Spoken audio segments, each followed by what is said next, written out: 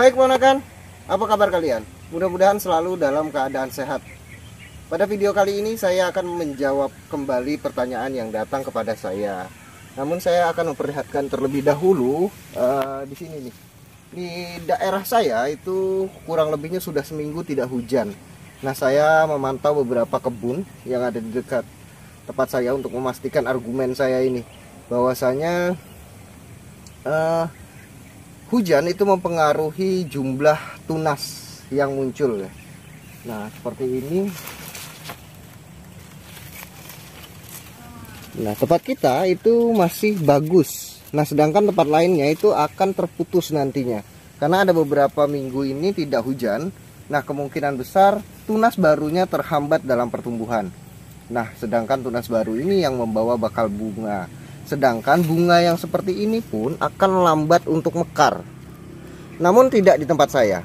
Nah, di tempat saya karena kita menggunakan penyiraman setiap hari, pagi sore hari, kemudian dengan penjadwalan.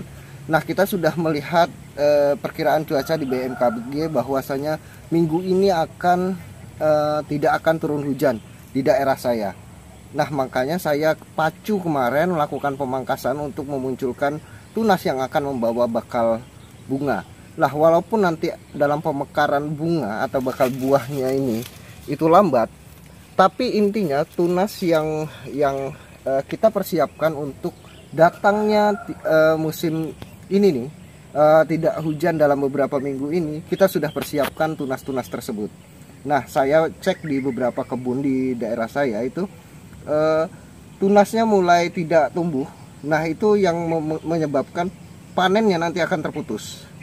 Nah, sedangkan tempat saya sekali lagi tidak, karena dengan pola penyiraman kebutuhan airnya tercukupi, dan yang terpenting adalah kita melihat BMKG perkiraan cuaca pada beberapa bulan atau beberapa minggu ke depan.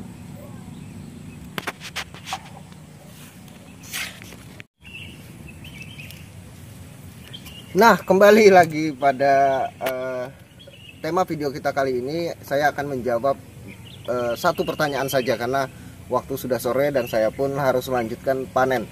Nah, kalau nggak salah itu bertanya, apakah panen harus selalu terbawa pucuknya? Padahal saya perhatikan bahwa batang yang terikut oleh buah yang dipanen itu masih ada bakal bunganya. Nah, pertanyaannya kurang lebih seperti itu. Lalu bagaimana sih sebenarnya cara pemangkasan yang tepat? Saya di sini akan mencoba menjelaskannya. Nanti dulu. Kita tentu saja memilah-milah ya, mana batang yang harus diikutkan saat dipanen. Nah, seperti ini adalah buah yang berasal dari bagian pucuk. Maka kita lakukan pemotongan sekaligus melakukan pemangkasan. Kurang lebihnya seperti itu. Nah, ini adalah buah pada bagian pucuk. Jadi batangnya sekaligus kita bawa atau kita panen sekalian. Namun jika itu pada bagian batang seperti ini, nah itu salah satu contoh di tempat yang seperti ini. Nah, seperti ini kita harus melakukan pemotongan dengan batangnya sekalian, sekaligus melakukan pemangkasan. Nah, seperti ini sudah condong ke bawah. Biarkan nanti tunas baru muncul dari bagian ini. Nah, kurang lebihnya seperti itu. Nah, sedangkan buah yang kita panen namun tidak dengan batangnya seperti ini, itu pada bagian yang seperti ini.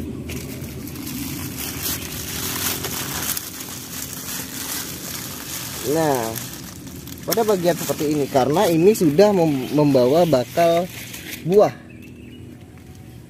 Kurang lebihnya seperti itu. Jadi kita tidak asal sembarang potong, tapi memang ada bagian-bagian di mana buah itu harus dipotong beserta tangkainya, karena kita sekaligus melakukan pemangkasan. Lalu bagaimana sih pemangkasan yang baik?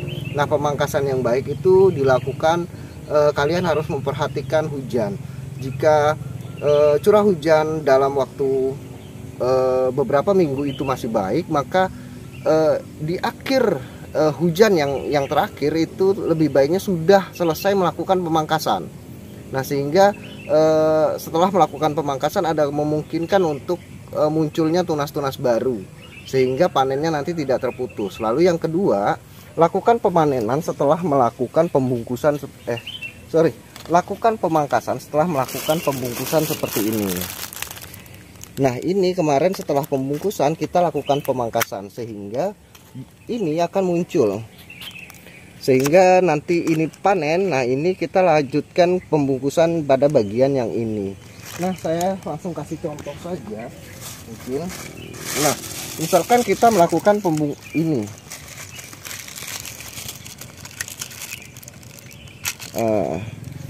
pada bagian ini itu kita lakukan pembungkusan seperti ini misalkan ya.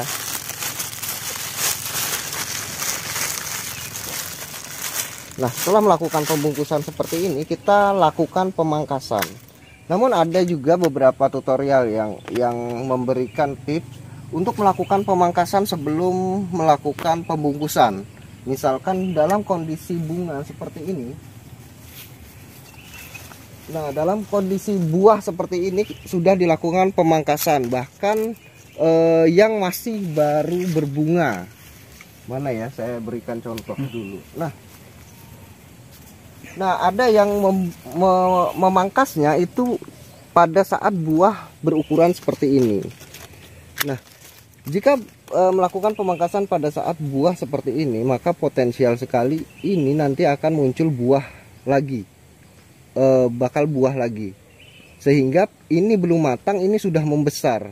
Itu tidak baik untuk pertumbuhan buah yang ini, sehingga pada saat melakukan pembungkusan baru melakukan pemangkasan, sehingga tunas yang sini itu akan mekar bunganya pada saat ini matang atau ini dipanen. Nah, terus kemudian kita harus rajin melakukan atau pemangkasan tunas-tunas yang tidak berguna ya, tidak berguna seperti ini. Kita habis melakukan pemangkasan batang-batang yang kita anggap tidak berguna. Nah, untuk batang-batang yang tidak berguna ini ibaratnya misalkan batangnya terlalu kecil. Nah, seperti ini itu tua, dia sudah tidak memungkinkan untuk tumbuh nah, seperti ini dia tua. Lalu ini yang mengurangi masuknya sinar matahari kepada bagian batang. Nah, itu harus rajin membuang. Nah, kalau itu tidak dibuang, tunasnya agak kurang karena sudah diserap oleh batang-batang yang kecil tadi. Nah, batang-batang kecil ini biasanya tidak mau membesar. Nah, saya rasa mungkin penjelasan saya kali ini agak sedikit jelas ya. Nah, kalau tidak jelas silahkan kalian tanyakan di kolom komentar.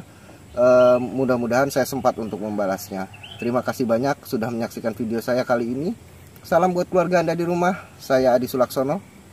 Sampai jumpa.